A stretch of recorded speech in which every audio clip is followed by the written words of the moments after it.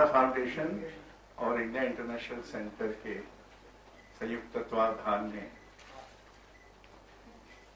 कितने वर्षों से आयोजित हो रही श्रृंखला आर्ट मैटर्स के सत्र में आपका स्वागत है। मुझे इसका नंबर याद नहीं है, वो 85 से ऊपर हो चुका है। 84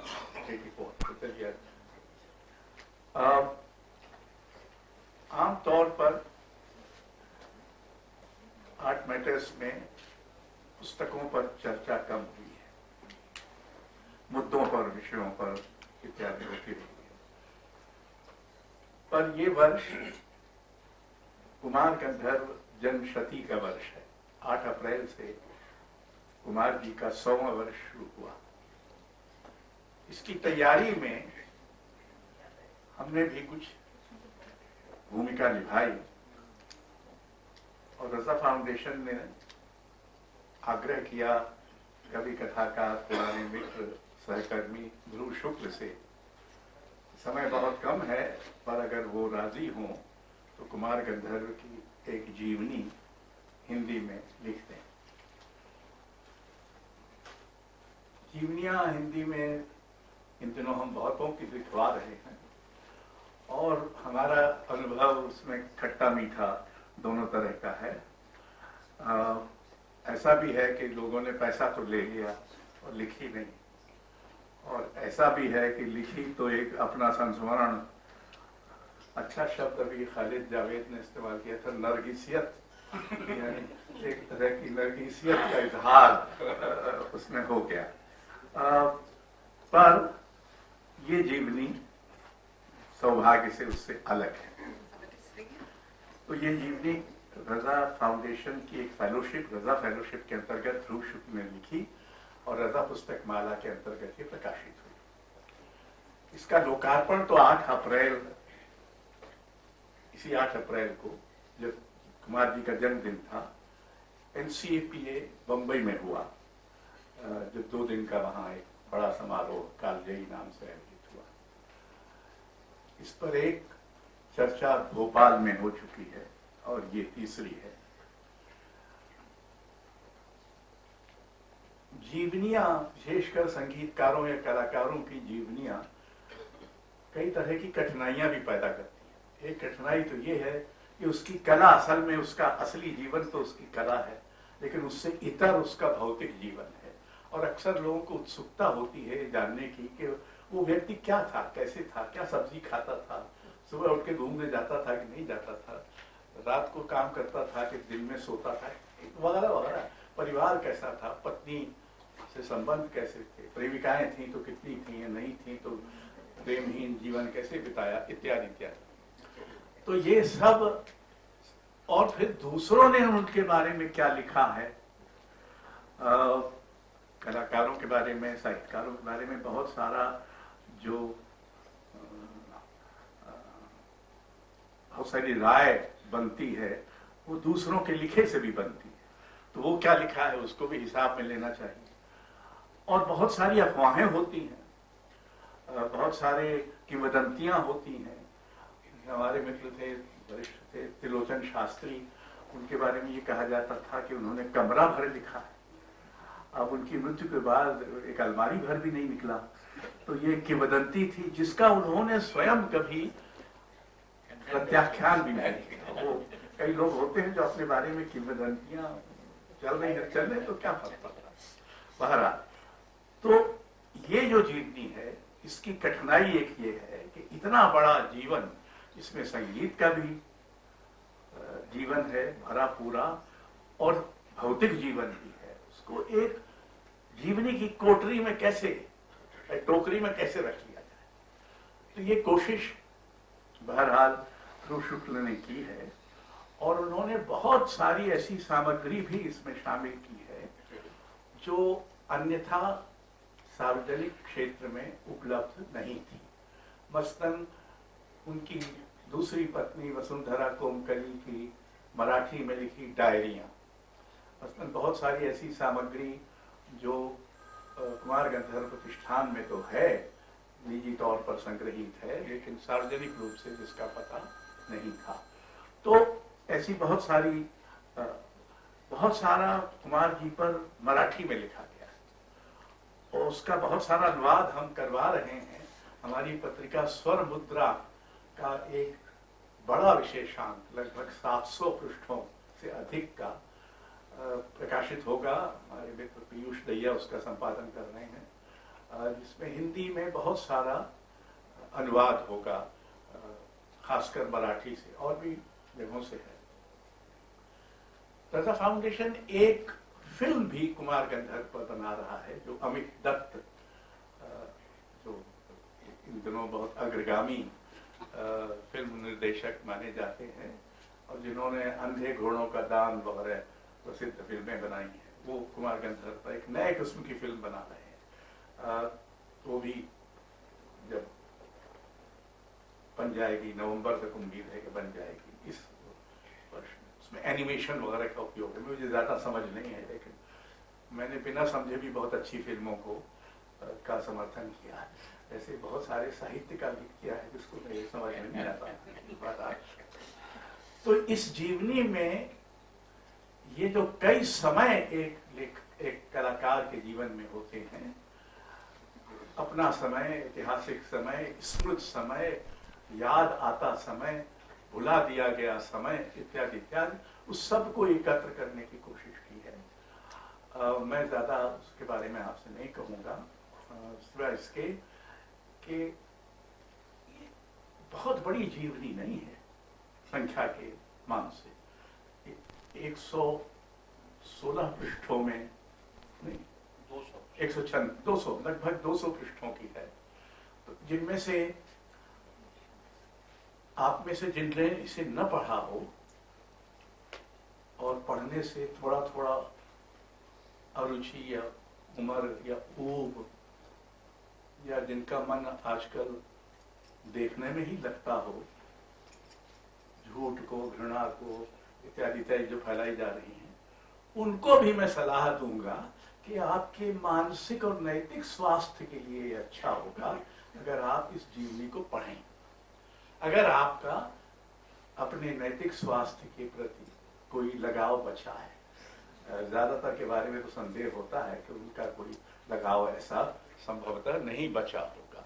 पर बहरहाल, तो हमारे पास 3 वक्ता हैं।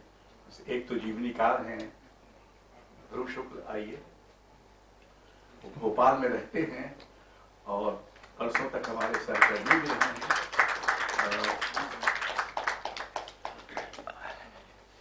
इनको संगीत का कुछ नहीं आता था, मैंने ही इनको ठेल कर संगीत के, हमने उस्ताद अलाउद्दीन खान संगीत अकादमी बनाई थी, तो उसमें उनको रखा था और धीरे धीरे अब ये नौबत आ गई है कि वो कुमार गंधर्व की एक सक्षम और प्रामाणिक जीवनी लिख पाए। दूसरे हैं राजीव बोरा, जो संगीत प्रेमी हैं और वर्षों तक संगीत के बारे में बहुत अच्छा लिखते रहे हैं। हिंदी में संगीत पर लिखने वालों की बड़ी कमी है। और तीसरे हैं उदयन वाजपेयी, जो मेरे छोटे भाई भी हैं संयोग से। तो हम शुरू करेंगे, कैसे शुरू करें? राजीव मेरे से शुरू कुछ कहें, फिर आगे चलें। आपकी इजाजत। संगीत में होता है ना इजाजत।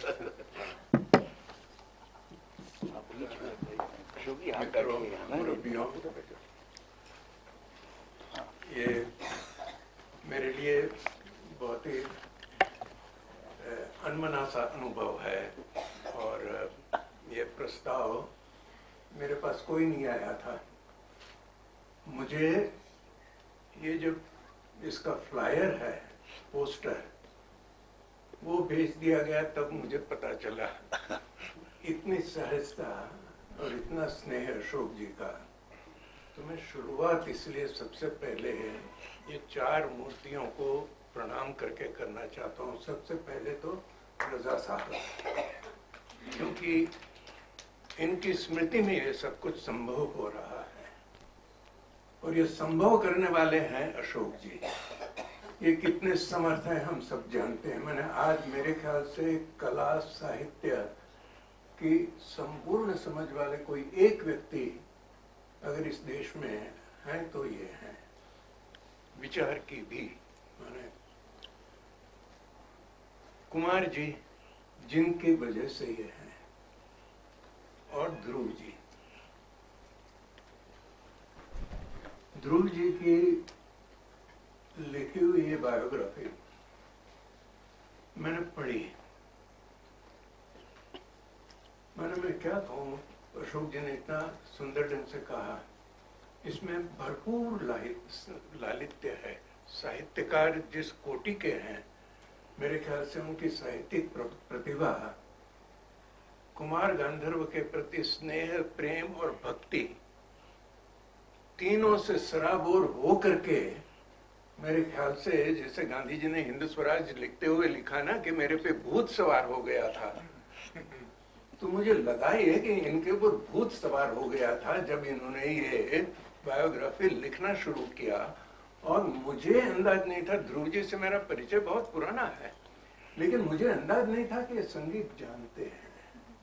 उन्होंने एक चीज कुछ फेसबुक पर पिछले दिनों लिख दी थी, तो मुझे थोड़ा क्रिटिकली लिखना पड़ा उस पे, लेकिन मुझे हुआ कि ये संगीत, फिर ये पुस्तक की बात आई, और अब अशोक जी बता रहे हैं कि ये तो इनका बहुत ही, ये समझिए कि इस उम्र में आने के बाद का संगीत प्रेम और संगीत ज्ञान है, लेकिन पुस्तक को पढ़ते हुए आपको ये पता नहीं चलेगा। आपको लगेगा, इसलिए मैं कह रहा हूं कि इसमें एक तरफ तो ये भरपूर साहित्यिक लालित्य, स्नेह, प्रेम, भक्ति, तीनों चीजें इसमें है। दूसरी तरफ से तथ्य है जो अशोक जी ने कहा, जो तथ्यों की कमी हमेशा कलाकारों के जीवन के बारे में रहती है। इतने सारे तथ्य इन्होंने इकट्ठे किए हैं व्यक्तिगत जीवन के, जो जो अशोक जी ने कहा वो रिपीट करने की जरूरत नहीं है। और तीसरा विवेचन है उसमें। विवेचन उन्होंने जो किया है वो व्यक्तिगत जीवन को लेकर के जितना नहीं है, इतना इनके सांगीतिक जीवन के बारे में है। और सांगीतिक जीवन उनका, अगर हम देखें कुमार जी को, अब यहाँ मधुक जी बैठे हुए हैं, मैं उनके सामने कैसे बोलूं ये सब सारी चीजें, लेकिन उनके शिष्य है, कुमार जी के शिष्य है। मेरे बहुत पुराने मित्र पड़ोसी रहे हैं। तो सांगीतिक जीवन जो है इनका, संगीतकारों के बारे में हम लोग जो जानते हैं, जो बड़े संगीतज्ञों से करीब रहे हो, और मैं इतना अपने बारे में यहाँ कहने की गुस्ताखी करता हूँ कि मैं एक संगीतज्ञ बहुत करीब रहा, बेटे की तरह रहा, और उनका नाम है उस्ताद अमीर खान साहब। तो इसलिए मैं, हाँ, और ये मैं सही में तारीफ करता हूँ अशोक जी की और ध्रुव जी की, कि जो अमीर खान साहब का परम भक्त रहा है, उस आदमी को उन्होंने यहाँ पर ये हिम्मत का काम है। और आप समझ गए इसके पीछे का क्या मेरा कहने का उद्देश्य है। लेकिन मैं इसलिए कह रहा हूँ कि जो सांगीतिक व्याख्या इन्होंने जो की है, इसमें उनका जो जीवन संगीत का है, उसमें आमतौर पर हम संगीत की अगर कसौटी कोई है तो स्वर साधना, ये उसकी भूमिका है, उसकी भूमि है। वो है तो बाकी सब कुछ है, वो नहीं है तो बाकी किसी का कोई अर्थ नहीं है। न बंदिश का अर्थ है, न राग का अर्थ है, न ताल का अर्थ है, न आपने और क्या इजाद किया क्या नहीं किया उसका कोई अर्थ है। ध्रुव जी की पुस्तक की जो खूबी है वो यहाँ पर है। हालांकि मैं थोड़ा क्रिटिकली इतना जरूर कहूंगा कि इसमें स्वर साधना के बारे में बहुत कम है। एक जगह उल्लेख है ना स्वर साधना को लेके, लेकिन बाकी क्योंकि हम कुमार जी को सुनते हैं तो पता चल जाता है कि उनकी स्वर साधना क्या है, उसमें फिर कोई दूसरी चीज कहने की जरूरत नहीं रहती। सुर लगता है तो आप जुड़ जाते हो। बात तो वही है ना, कोई सुर लगाए और आप उनके साथ जुड़ जाओ और आप परमात्मा के साथ जुड़ जाओ, वो सुर होता है। आमिर खान साहब एक दिन गाते गाते रो रहे थे, मैं भी रो रहा था, रियाज कर रहे थे दोपहर का। फिर रुक गए और कहा कि बेटे गाना वो गाना होता है जो रूह सुनाती है और रूह सुनती है। कुमार जी के गाने में वो था और है। बाकी जो उनके पक्ष है, क्योंकि मेरे ख्याल से ये हम लोग चलाएं, जुगलबंदी के नियम से चलाएं तो ज्यादा अच्छा रहेगा, जिसमें सितार वाला कुछ बजा लेता है, हाँ, फिर वो शांत हो जाता है, फिर सरोद वाला आ जाता है, ठीक है ना। तो इसलिए हम लोग ऐसा ही करें कि बारी बारी से जो दूसरी कमेंट होगी, दूसरी जो कहना होगा वो करेंगे। लेकिन मुझे लगता है मेरा बेसिकली मुझे जो है इस पुस्तक जो इतनी भाई, उसका कारण ये है कि इन पक्षों पर इन्होंने इतना गहराई से, और पता नहीं चलता कि ये संगीत नहीं जानते थे। इनको संगीत की इतनी गहरी जो समझ वाला व्यक्ति हो, जिसको इसका इतिहास भी पता है, संगीत के विविध आयाम क्या है उसका जो पता हो, माने धुन उगम रागम की राग क्या है और इस राग का कौन से स्वर से, वादी से, संवादी से, कौन सी इसमें ये समझिए कि उसकी श्रुति कौन सी लगती है, कौन सी नहीं लगती, उसका भी जो विवेचन उसमें करते हैं, तो ये मामूली बात नहीं है। मैं अब कहूँगा उदय नारायण, ठीक है। अच्छा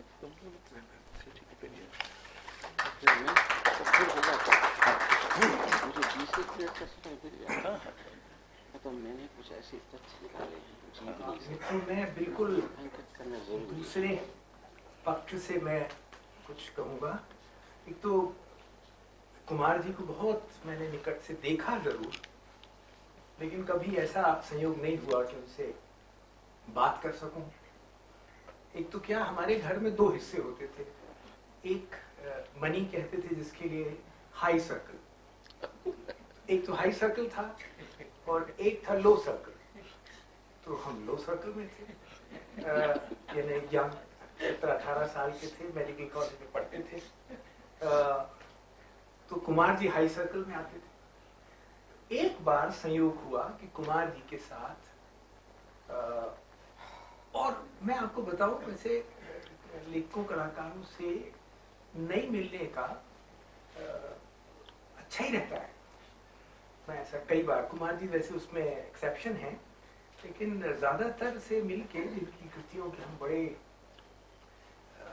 प्रशंसक रहे, मिलने के बाद थोड़ा उतना अच्छा नहीं लगा। इसीलिए शायद की कृतियां शायद लेखक से बड़ी होती हैं। जो लेखक अपनी कृतियों से बड़े होते हैं वो शायद कमजोर लेखक होते हैं या कलाकार। बहरहाल ये एक बार उनके साथ मुझे मौका मिला टैक्सी में जाने का कुछ दूर, तो ये हुआ कि भाई अब कुछ बातचीत हो सकेगी। तो एक तरफ कुमार गंधर्व बैठे हैं, महान गायक, तो एक तरफ मेडिकल कॉलेज 3rd ईयर, तब तक रैगिंग बंद हो गई होती है, आप पिट चुके होते हैं काफी। तो थोड़ी थोड़ी देर में कुमार जी कहते थे बैठे बैठे, वाह, फिर चुप, फिर गाड़ी की आवाज, फिर थोड़ी देर में वाह, चुप। बहुत देर तक मैं सोचता रहा। इतना मुझे पता था कि एक रहमत अली खान साहब थे ग्वालियर घराने की, जो मन में गाते रहते थे पूरे वक्त, और वो अपने कॉन्सर्ट को शुरू वहां से करते थे जहां तक वो दिमाग में गा चुके होते। तो मुझे लगा कि ये भी अपने मन में गा रहे हैं, तो खुशी भी हुई कि कॉन्सर्ट चल रहा है हमारे लिए कार में। इतनी बात अलग है कि मुझे सुनाई नहीं पड़ रहा है, तो इसमें क्या बड़ी बात है, बहुत सारे कॉन्सर्ट आप जाते हैं, आप सुनते नहीं हैं। तो ऐसे कुमार गंधर्व की जब हमने एक किताब पढ़ी ध्रुव की, तो मैं 2 बार में उसको मैंने पढ़ लिया, और बहुत ही प्रांजल ढंग से लिखी हुई। और मैं हमेशा कहता था ध्रुव से, जब ध्रुव लिख रहे थे तो बातचीत होती थी, कि हिंदी में या भारत में हम लोग बहुत अच्छी जीवनियां नहीं लिखते, हम लोग हेजियोग्राफीज लिखते हैं। मतलब एक आदमी का तारीफ करने पे आएंगे तो उसकी मतलब ऐसा लगता है कोई दोष था ही नहीं। और अपने परंपरा में देवताओं तक के दोष हैं, तो पता नहीं किससे आप उसकी समतुल्यता बिठाएंगे। तो मैंने ध्रुव से बार बार कहा था कि इनकी जो सवाल इन पर उठाए गए हैं उनको जरूर लिखिए। और ये इसलिए मैंने कहा था कि बहुत बरस पहले एक मेरी फ्रेंच लेखक दोस्त हैं, एलिन सिक्सू नाम है उनका, बहुत बड़ी लेखक हैं। तो उन्होंने एक बार मुझे वो बता रही थी कि वो भारत जब बांग्लादेश बना तब इंदिरा गांधी का पूरी दुनिया में काफी डंका पिटा, एक बड़ी घटना की तरह देखा गया था। तो जो यूरोप की बहुत बड़ी रंग निर्देशक हैं आर्यान मुश्किल, उन्होंने तय किया कि इन पे एक नाटक लिखना चाहिए। तो एलिन सिक्सू बहुत बड़ी थेरिस्ट हैं, उसके साथ साथ वो नाटककार भी है। तो उनको भारत भेजा। तो भारत में जितने लोगों से वो इंदिरा जी के बारे में बात करती थी, सब लोग एक सी बात करते थे। तो एलिन सिक्सू ने कहा कि मैंने फिर तय कर दिया कि ये हीरो नहीं हो सकती, क्योंकि हीरो के बारे में हमेशा अंतर विरोधी मत होते हैं। और कुमार जी इसलिए संगीत में नायक हैं, बड़े संगीतकार हैं, क्योंकि उनके बारे में मत वैभिन्न है। और इस जीवनी की खास बात यह है कि वो मत वैभिन्न को ध्रुव ने, इसके जो अंतिम आखिरी अध्याय है, जो बड़ा भारी मोटा अध्याय है, उसमें बहुत विस्तार से लिखा है। यानी उन श्याम कुलकर्णी का भी इसमें मत बड़े विस्तार से ध्रुव ने लिखा है, जिन्होंने कुमार जी के लिए ये कहा कि भाई इनके गानों में शाश्वत मूल्य संगीत के नहीं है। इन्होंने एक लेख लिखा था कि कुमार गंधर्व ने शास्त्रीय संगीत का बैंड बजा दिया। ये बात भी उसमें उन्होंने कही थी। और कुमार गंधर्व जीवन भर काफी विवादास्पद संगीतकार रहे। उदाहरण के लिए हमारी जो उस्ताद परंपरा है, हम इतना तो नहीं सीखे, लेकिन हम मनी कौल हमारे उस्ताद थे जिन्होंने ध्रुपद सिखाया हमको। तो जो उनके भी जो गुरु थे जिया मोहिउद्दीन डागर, या डागरों की जो परंपरा थी, उनके लिए कुमार गंधर्व का संगीत का इतना महत्व नहीं था। ये जो बहुत अंतर विरोधी जगह वो हमेशा कुमार जी रहे, ये उनको बहुत बड़ा संगीतकार बनाती है हमारी नजर में। मैं कुछ चीजें इस किताब की आपसे साझा करने की कोशिश करता हूँ। एक तो आपको पता है, आपने राघव मेनन ने इन पे पहली जीवनी लिखी थी, वो बहुत बरस पहले लिखी थी, बहुत अच्छी जीवनी लिखी थी राघव मेनन ने। लेकिन उससे कुछ अलग है जो ध्रुव ने नई बातें की हैं। उदाहरण के लिए कुमार जी एक जगह कह रहे हैं कि उन दिनों, यानी 30 के आसपास की बात है, 1932-33 के आसपास की बात है। वो कह रहे हैं उन दिनों केवल शास्त्रीय संगीत के रिकॉर्ड्स बनते थे, ग्रामोफोन रिकॉर्ड्स बनते थे। आज हम ये कल्पना ही नहीं कर सकते। आज जितनी तेजी से फिल्मों का गाना चारों तरफ फैलता है, और हम ये अगर याद कर लें साथ में कि जो लोकप्रिय संगीत है, यानी जो पॉपुलिस्ट संगीत है, वो किस तरह लोक संगीत को नष्ट करता है, और किस तरह ये पूरी संस्कृति का जो जुड़ाव है उसको तोड़ने की हद तक जाता है, जिस पे मैं थोड़ा सा आगे बोलने की कोशिश करूंगा। वो देखने लायक है। अब देखिए किनके रिकॉर्ड्स थे। नारायण राव व्यास, पंडित दीनानाथ मंगेशकर, विनायक राव पटवर्धन, रामकृष्ण बुआ बजे, मल्लिकार्जुन मंसूर, अब्दुल करीम खां, हीराबाई बड़ोदेकर जो उनकी बेटी थी, गौहर जान सोलापुरकर, इंदिराबाई वाडकर।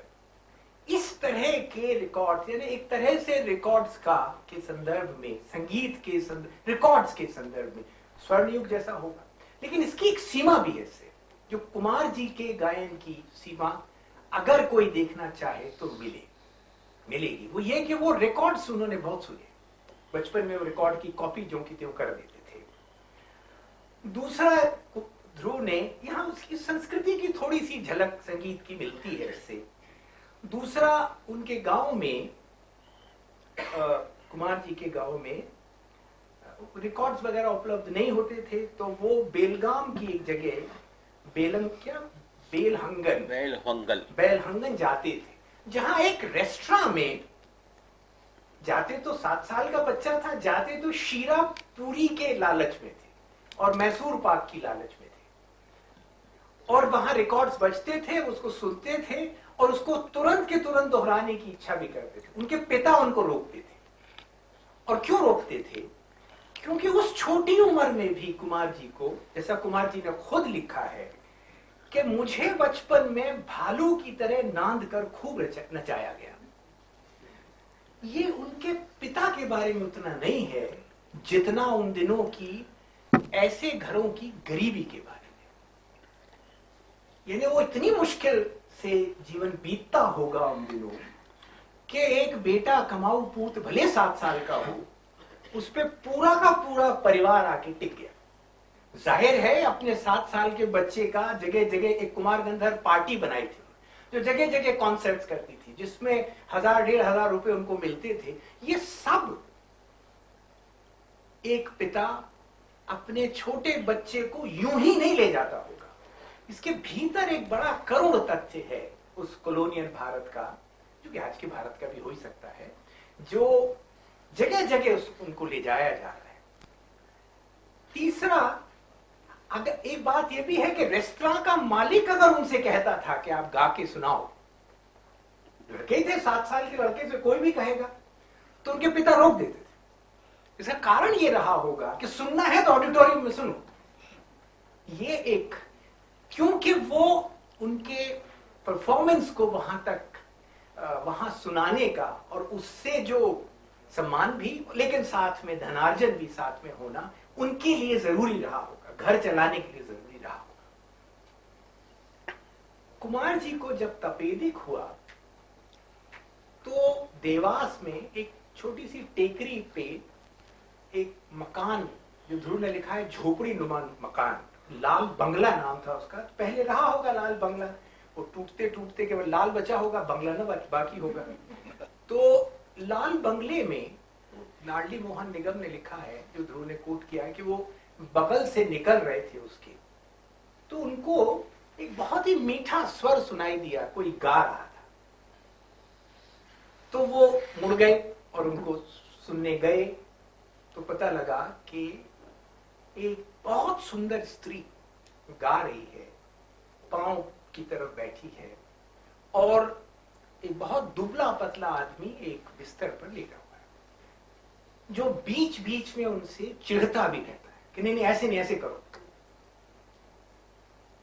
तो पता लगा कि ये भानुमति जी थी, उनकी पहली पत्नी, और कुमार जी जिनको उस वक्त तपेदिक था, उनकी देखरेख करती थी। इसमें अत्यंत मार्मिक ये है, और ये मैं अत्यंत मार्मिक इसलिए कह रहा हूं साथ में कि ये मैं कर चुका हूं, कि उनको अचानक बलगम आता है, तो भानुमति जी उसको अपनी अंजुली में ले लेती और फिर हाथ साफ करती हैं। ये भानुमति जी से ही घर चल रहा है उस वक्त तक, क्योंकि वो एक स्कूल में पढ़ाती हैं देवास में। कुमार जी ने इसको भी अपनी बीमारी के दिनों को भी एक तरह से संगीत चिंतन के अवसर में तब्दील किया, और उन्होंने कहा कि 5-7 वर्ष की बीमारी ने मुझे सोचने और संगीत को समझने की क्षमता दी। मेरी निश्चित राय है कि भारतीय संगीत का उद्गम लोक संगीत है, और इस वक्त वो लोक संगीत पर अपना शोध कर रहे थे। इसमें 2 बातें कहने की हैं। एक तो संगीत में रियाज के अलावा चिंतन का बहुत केंद्रीय स्थान है, क्योंकि संगीत कला है, स्पोर्ट नहीं है। और जिन लोगों को हमारे जो बड़े उस्ताद थे जिया मोहिउद्दीन डागर, वो कहते थे इतना सा गुरु और इतना सा रियाज और इतनी समझ, उससे संगीत बनता है। तो अगर आपने रियाज इतना कर रखा है और गुरु को भी इतना कर रखा है तो बड़े म्यूजिशियन होने के चांस आपकी 0 है। ये जो बात उन्होंने कही कि वो सोचते रहते थे संगीत के बारे में, इसमें एक अमीर खान साहब का किस्सा है। अमीर खान साहब इंदौर में रहते थे, तो छत पे टहल रहे थे और भोपाल की एक सारंगी वादक थे, मनाल जी जानती हैं उनको, अब्दुल लतीफ खान। तो लतीफ साहब ऊपर टहल रहे थे, टहल रहे थे और लतीफ साहब ने छुप के लेटे हुए थे कि जब रियाज करेंगे उस्ताद पता लगेगा कैसे रियाज करते हैं। 4-5 दिन हो गए, अमीर खान साहब ने जरा भी रियाज नहीं किया। तो उन्होंने पूछा अब्दुल लतीफ साहब ने कि भाई उस्ताद आप रियाज कब करते हैं? कहले रियाज हो गया, आप तो चिंतन करते हैं। कुमार गंधर्व तब चिंतन कर रहे थे जब वो, उनकी उम्र शायद 22-23 वर्ष की रही होगी। तो वो चिंतन रियाज के बाद नहीं, रियाज के साथ किया है उन्होंने। भानुमती जी की मृत्यु का बहुत सुंदर इसमें वर्णन उन्होंने कैसे करुण स्थिति में होती है, उनके दूसरे बच्चे के जन्म के दौरान होती, और उसी दौरान वसुंधरा जी का कुमार जी के जीवन में प्रवेश होता है। भानुमती जी के दूसरे बच्चे के जन्म के अवसर, पहले तो मुकुल सुपुत्र हैं जो हमारी दृष्टि में इस वक्त ख्याल का उनसे बड़ा कोई संगीतकार नहीं है, और जब वो यशोवर्धन पैदा हो रहा है तब उनकी देखरेख के लिए वो आती हैं भानुमती, वसुंधरा जी, और बिल्कुल जैसा कोई नाटकीय दृश्य जैसा है कि वो एक जा रही हैं और दूसरे का प्रवेश हो रहा है।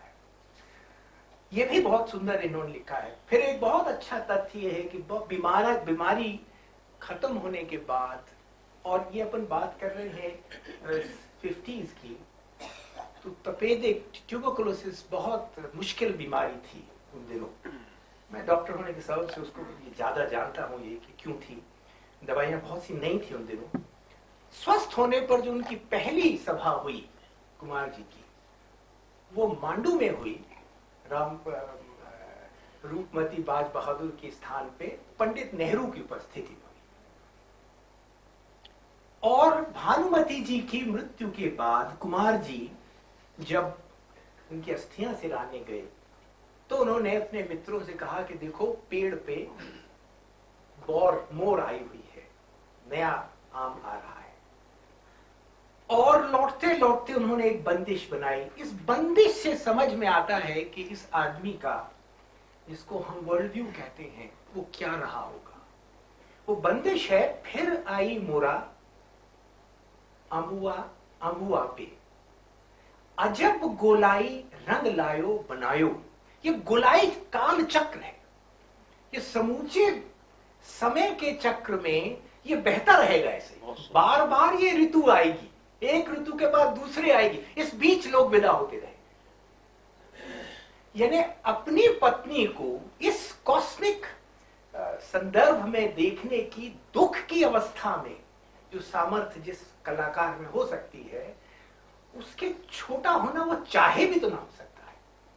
इतना बड़ा पर्सपेक्टिव है कि इस दुख को, अपनी शोक को एक ऐसे संदर्भ में रखा, लगभग वैसे ही है अगर इसकी तुलना करें जो वाल्मीकि को हुआ था शोक। मैं तुलना नहीं कर रहा हूं, मैं सिर्फ ये कह रहा हूं कि घटना उसी तरह की।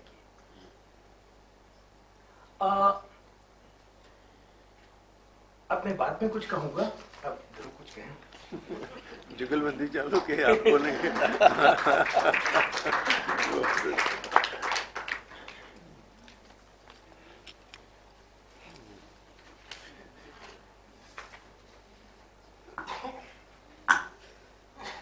आदरणीय अशोक जी, राजीव बोरा जी और उदयन और सभा में उपस्थित राज जी, खालिद जावेद, पुदगल जी, बड़ाल जी,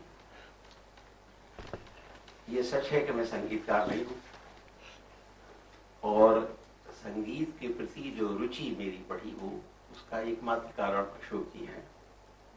उन्होंने कुछ इशारा भी किया, थोड़ा सा मैं उसका विस्तार कर देता हूँ। जब मैं अलाउद्दीन खां एकेडमी में आया तो वहाँ रायगढ़ घराने के आचार्य थे कार्तिक राम, जो साक्षर नहीं थे लेकिन विद्यावान थे, अपनी विद्या जानते थे, और उनकी किताब के जो परन वगैरह होते थे उसके नोट्स लेने मुझे जाना पड़ता था।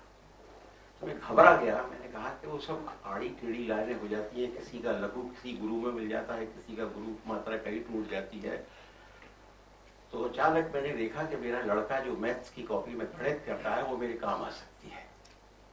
तो मैंने गणित की कॉपी खरीदी। रश्मि जी से पूछता था कि मुझे करना है, तो मैं परनों के नोट्स बनाता था, और गुरु जी जो भी कहते थे वो कहते कम थे, आनंदित ज्यादा होते थे। अब उसको कैसे लिखें?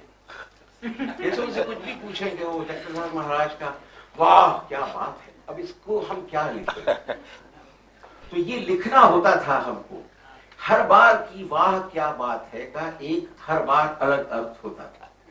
तो इस तरह की तपस्या में इन्होंने मुझे डाला 1981 में, और फिर 40 बरस करीब 35 बरस मैं वो भाग्यशाली व्यक्ति हूँ कि जिसने शायद ही कोई ऐसा संगीतकार हो मल्लिकार्जुन मंसूर से लेकर मंजरी असनारे तक जिसका संगीत मैंने न सुना हो, और कई कई बार न सुना हो।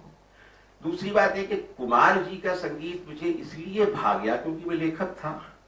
जब पहली बार मैं कुमार जी से मिला तो मैंने उनसे एक ही सवाल किया उनसे कहा कि मुझे कबीर अब पूरा समझ में आ गया।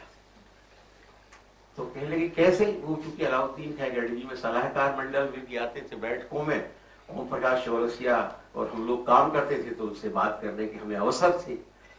तो हमने कहा हमें पूरा कबीर आपका संगीत सुन के समझ में आया, क्योंकि हम पहले हजारी प्रसाद द्विवेदी से कबीर को सिर्फ शब्द में घटी एक घटना के रूप में जानते थे, लेकिन हमें अनहद सुनाई नहीं देता था। ये अनहद में रम जाने की बात जो कबीर के अंतःकरण में थी, ये आपने पूरी कर दी। यानी शब्द में जो एक स्वर छिपा हुआ है और वो कैसे श्रुतियों के अनंत में उसको उठाया जा सकता है, वो साचे शब्द को निहारने की जैसे कोई एक दृष्टि कुमार जी ने हमें दे दी। तो ऐसे हुआ, और जब अशोक जी ने यह प्रस्ताव किया तो मैं शुरू में घबराया। मैंने कहा कि मैं ये काम कर पाऊंगा क्या, लेकिन फिर चूंकि उनके परिवार से भी मेरे अच्छे संबंध रहे, उनके शिष्य मंडली से भी, जो कलापनी से, तो मुझे लगा कि मैं कर लूंगा। फिर मैंने कई बार देवास में उनके घर डेरा डाला, उन्हीं के घर रहा, वहीं खाना खाया, वहीं सोया, और एक विपुल संदर्भ से कुछ निकाला।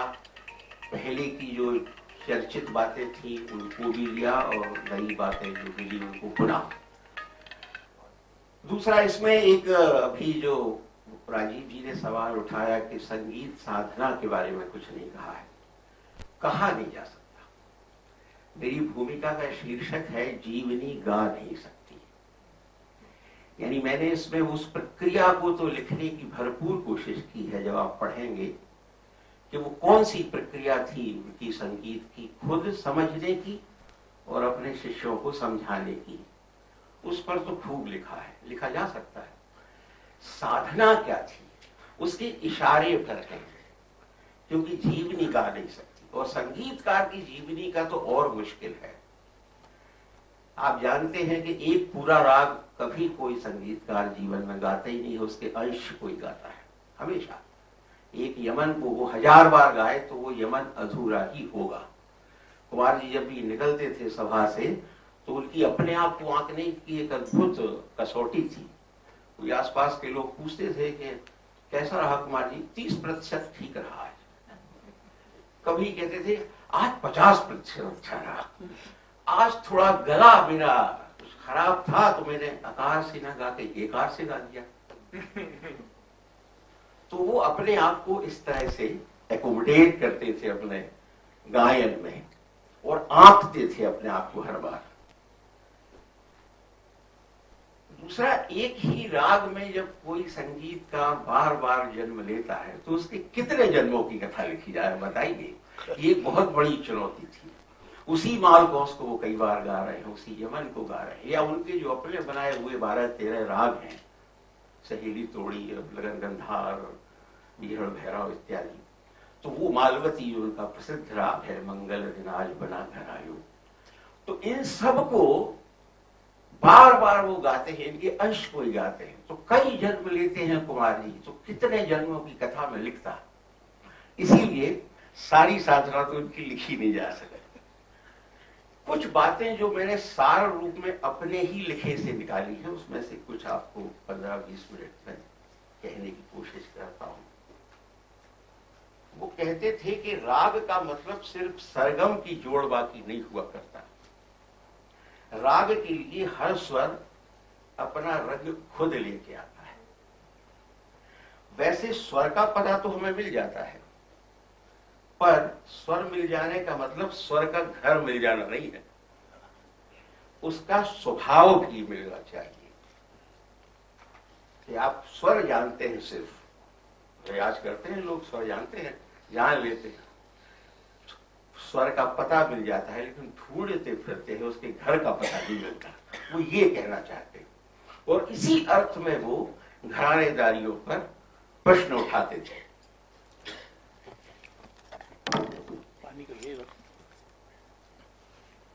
दूसरी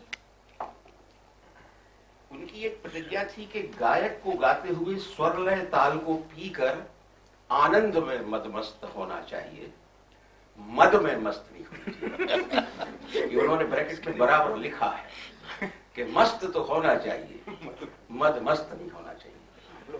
और डूबना ऐसे पड़ता है, ये उनका अपना अनुभव है कि वो सामने जो सहृदय समाज बैठा है उसको किसी हद तक उसकी यत्ता भी जगा सके, उसको भी थोड़ा सा पार ले जा सके। जो संगीतकार ऐसा कर पाए या कर सके वही शास्त्र प्रमाण बनता है, बाकी सब बाहर हो जाते हैं। दूसरा, उनके जो रामू भैया दाते, इन्होंने उनको देवास में रहने में बड़ी मदद की थी, और वो बड़ा दुखद ऐसा किस्सा है कि जब कुमार जी देवास आए 30 जनवरी 1948 को, जब वो अपना घर खोज रहे थे, उस समय देश में एक बहुत बड़ा घर उजड़ रहा था, गांधी जी को गोली मारी गई थी। उसी दिन वो देवास में आए थे, तो वो पीड़ा रही होगी उनकी, और जो बाद में उन्हें गांधी मल्हार रचने तक ले गई, कुछ बस गई होगी, वो उसको वो याद भी करते थे कई बार। तो वो रजब अली खां के कुछ शिष्य भी हुआ करते थे, रामू भैया दाते। तो वो कहते थे कि खा के परवाना रंग गुल और अर के शबनम से भी दिल नहीं बना। तो जो दिल इतनी सुकोमल चीजों से नहीं बना, उस दिल से और सुकोमल संगीत कैसे बनेगा। तो वो कहते थे ये मेरी कसौटी है, और मैं रामू भैया दाते को हमेशा याद करता हूँ कि मैं जब दिल नहीं बना तो उस दिल से ऐसा संगीत कैसे बनेगा। दूसरा, वो अपने मित्र को पत्र लिखते हैं कि आनंद प्राप्त करने का मार्ग बहुत दुख से भरा है। अगर साध्य होने पर दुख विलीन हो जाए तो फिर नाद और शब्द का आनंद क्या है, वो तो उसको गाने वाला ही जानता है। और एक अजीब बात कहते हैं जिसको आप लोग खोलिए, मैं खोलना चाहता हूं, कि मैं संगीत में संसार को देख लेता हूं। और शांताराम उनके इस मित्र का नाम था, शांताराम कशालकर। मैं तुम्हें एक दिन समझाऊंगा कि संगीत में संसार कैसे दिखता है, और दिखता है, मैं आपको बताऊंगा। उन्होंने देखा।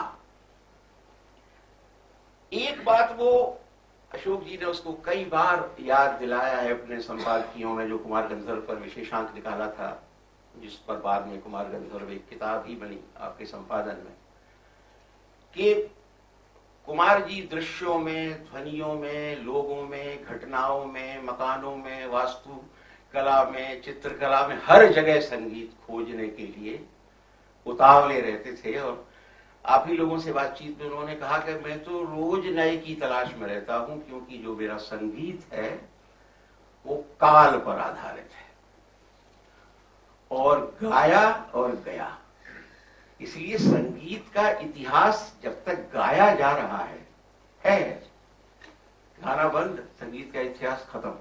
इसलिए संगीत का कोई इतिहास उस तरह संभव नहीं है, वो गाने के साथ ही संभव है, और वो काल पर ठहरी कला। इसलिए उन्होंने एक कसौटी बनाई थी, जब भारत भवन में एक बहुत बड़ा परिसंवाद हुआ काल और सृजन, अशोक जी ने प्रेरित किया। निर्मल वर्मा वहाँ निराला सृजन पीठ पर हुआ करते थे, वो उसके संयोजक बने और एक पूर्वग्रह के विशेषांक के वो अतिथि संपादक भी बनाए गए। और उसमें बहुत बड़े बड़े लोग, रामचंद्र गांधी, रामेश्वर राय, अशोक केलकर, कमलेश, जगदीश स्वामीनाथन, तमाम बड़े बड़े लोग थे, समाजशास्त्री, भौतिक वेद, दार्शनिक, सब ने खूब बातें की टाइम और क्रिएटिविटी पर। लेकिन अशोक जी तो बहुत ही परीक्षा में डालते हैं सबको। तो सभा का समापन कुमार गंधर्व से हुआ और वो आए, उन्होंने एक वक्तव्य दिया जिसका इशारा मैंने किया। उन्होंने कहा कि सपत सुर गावे गुनीजन, भाव राग ताल काल की उगम। यानी जो सपत सुर गाए जाते हैं गुनीजनों के द्वारा, उसमें भाव राग ताल और काल की उगम होती है। वामन हरि देशपांडे जो उनके बहुत अच्छे व्याख्याकार हैं, जिन्होंने अनूप राग विलास, जो उनका संगीत की दुनिया में एक अनूठा किस्सा है, उसकी थोड़ी सी चर्चा करूंगा। उसके बारे में उन्होंने कहा है कि काल के आयाम पर कुमार जी से पहले बहुत कम विचार हुआ है, ना के बराबर हुआ है। यानी भाव राग ताल पर तो बहुत विचार होता है घरानों में, यहां वहां। काल के आयाम पर कुमार जी पहले व्यक्ति हैं जिन्होंने उसको जोड़ा उसमें। और उन्होंने कहा कि इसीलिए मैं काल की बंदिश बनाता हूं, उसको बंदिश में बांधता हूं। आपने उनकी मुद्राएं देखी होगी, वो काल को जैसे उठाते हैं, हाथ फैलाते हैं, आसमान को इशारा करते हैं। उनकी जो निशब्द क्रियाएं हैं आपने देखी होगी कि जैसे ताल को खींच रहे हैं, ताल में ही ताल चल रहा है। तो ये सब जो उनकी मुद्राएं हैं, और इन मुद्राओं की सादगी आप देखिए। यानी वो पहले ऐसे संगीतकार हैं शायद, वैसे तो मल्लिकार्जुन मंसूर भी हैं और मुहिउद्दीन डागर भी हैं, उनको हम लोगों ने देखा है कितनी सादगी से वो रहे हैं। लेकिन यहाँ कुमार जी की सादगी बिल्कुल सादे, और संगीत का अलंकरण और उसकी गहराई से आप परिचित हैं कि वो अपने संगीत को भी एक तरह के लकदकपन से दूर किए रहे, जो घरानेदारियों में चलता है। लोग तो घोड़े की आवाज भी तबले पर निकालते और रेलगाड़ियों, तो ये सब होता रहा है। तो वो लकदकपन से, सजावटीपन से उनने उस तरह से संगीतकार को, संगीत के व्यक्तित्व को मुक्त किया। दूसरा ये कि वसुंधरा जी से वो अक्सर कहते थे कि बहुत से गुरुओं को मैंने सुना है, फैयाज खां को, करीम खां को, सभी को, और मैंने सुनते सुनते एक खास अपनी पकड़ बना ली है। तो बोले सामग्री तो वही है, मैं उसमें थोड़ी कोई परिवर्तन कर सकता हूं, लेकिन पकाने की विधि से स्वाद बदल जाता है। तो मेरी पकाने की जो विधि है, अब पकाने की विधि ही तो साधना है, उसको लिखना मुश्किल है, वो तो गायक के कंठ से ही फूटेगी और स्वाद उसी समय आएगा और खो जाएगा। वो इतना अस्थिर मामला है कि उसको लिखा नहीं जा सकता। वो मतलब जिसको कहते हैं ना कि सिर्फ एहसास है ये, रूह से महसूस करो, प्यार को प्यार ही रह दो, कोई नाम ना दो, ऐसा कुछ कि वो कोई एहसास है जिसको महसूस करना पड़ेगा। दूसरा ये कि वो कहते हैं कि बंदिश उसी को कहना चाहिए जो शब्द, स्वर और ताल लेकर जन्म लेती है एक साथ। यानी पहले ये होता रहा है कि कोई गीत पहले से है, कोई बंदिश पहले से बनी हुई है, कोई बरखा का गीत है, कोई सोहर है, कोई कुछ है, और फिर बाद में उसको संगीत में ढाल रहे हैं। तो वो कहते थे वो कच्चा मामला है, वो बिगड़ जाता है उससे। स्वर लय ताल के साथ आना चाहिए। इसका मैं आपको सहेली तोड़ी का एक उदाहरण देता हूँ। कुमार जी का, जैसे मैंने कहा कि वो दृश्य वगैरह उनको भाते थे, घटनाएं भाती थी। घटनाएं तो यहां तक भाती थी कि आप अनुराग विलास पढ़ेंगे तो आपको जो पुराने घरानों की जो बंदिशें वगैरह होती थी ना, उस तरह की बंदिशें नहीं मिलेंगी आपको। कुली पर बंदिश मिलेगी, सामान उठाते हुए कुली पर, लाद रही, लदा ले रही, कैसन करो ऐसन बतिया वगैरह वगैरह। मधुर जी मुस्कुरा रही। कुली पर बंदिश मिलेगी। रेलगाड़ी में जाते हुए थर्ड क्लास के डिब्बे में वो भावगीत गाते हुए मिल जाएंगे आपको, अपनी जगह बना लेंगे वहां। उनमें लोगों को खींचने की, अपनी तरफ आकर्षित करने की अद्भुत शक्ति थी कुमार गंधर्व में, जो बहुत कम संगीतकारों में पाई जाती। दूसरा ये कि उनके जो शिष्य हैं, उनके शिष्यों की भी याद करनी चाहिए। मुझसे सत्यशील देशपांडे ने कहा कि हमारे गुरु की खूबी ये है कि वो B.R. देवधर का जो डाटाबेस था बहुत बड़ा, बोले उन्होंने ये जान लिया था उससे कि संगीत के सिलेबस में और उस्तादों की थिंकिंग प्रोसेस में क्या अंतर है। तो वो सिलेबस में से भागे और उस्तादों की थिंकिंग प्रोसेस में प्रवेश कर गए। ये सत्यशील देशपांडे का अनुभव है। दूसरा ये कि उनकी जो बंदिशें हैं, आप अनुराग विलास पढ़ें तो भूगोल, ऋतु, समाज की हंसी ठिठोली, लोक के तीज त्योहार, संस्कार, ये सब आपको उनकी बंदिशों में अनुराग विलास में मिलेंगे। मतलब रसिया को नार बनावरी वो कुछ गाते हैं। अब ये तो श्री कृष्ण से बहुत पुरानी छेड़छाड़ है, बहुत घरानेदार गायक करते रहे हैं, लेकिन यहाँ रसिया को जब कुमार जी नार बनाते हैं तो वो कुछ अलग ही होती है, और वो मालवा की लोग धुनों में बनाते हैं। जैसा कि अभी उदय ने याद दिलाया कि लोक संगीत को ही वो ये अच्छी तरह पहचान सके। कुमार जी ने इतनी मेहनत की है, सड़ज खोजते फिरते थे लोक गीतों में। उनके एक मित्र थे पंढरीनाथ कोल्हापुरी, जो उनके पीछे रहते थे और कहते थे कुमार जी हमें भी सिखाइए। तो कुमार जी कहते थे सीखने की झंझट में नहीं पड़ो, गाना शुरू करना, जो भी सुनते उसको गाओ, और गाना करते करते कायदा तुम्हें खुद ही सूझ जाएगा, फिर उसमें सुधार कर लेना। सीखने की झंझट में पढ़ोगे तो हो सकता है कि ना भी सीख पाओ। और ये लोग छुपके, जो स्त्रियां वहां गाती थी, अब वो गांव की स्त्रियां, कोई पुरुष कहेगा कोई गाना गा के सुनाइए तो वो शब्द गाती थी, तो ये लोग झाड़ियों में छुप जाते थे डायरी लेके और कान लगा के सुनते थे कि क्या गा रही हैं। अब उसमें 4-5 स्वर होते हैं, अब उसको पूरे सप्तक में बैठाना है, तो ये दोनों सड़ज खोजते थे उसमें से और उसकी सुरावली बनाते थे। ये काम कुमार जी ने मालवा के गांव में वर्षों किया है। और वो लाइब्रेरी मैंने देखी है जिसमें मालवा की लोक धुनों की किताबें नहीं थी, पूरे देश के लोक गीतों के संग्रह उनकी लाइब्रेरी में थे, चाहे भोजपुरी हो, बघेली हो, मालवी हो, निमाड़ी हो, मैथिली हो, राजस्थानी हो, वो सारे लोक गीतों का अध्ययन जैसे करते रहते थे। मुकुल जो उनके पुत्र हैं वो तो कुछ अलग बात कहते हैं। वो कहते हैं कि मेरे पिता महफिल के संगीतकार थे।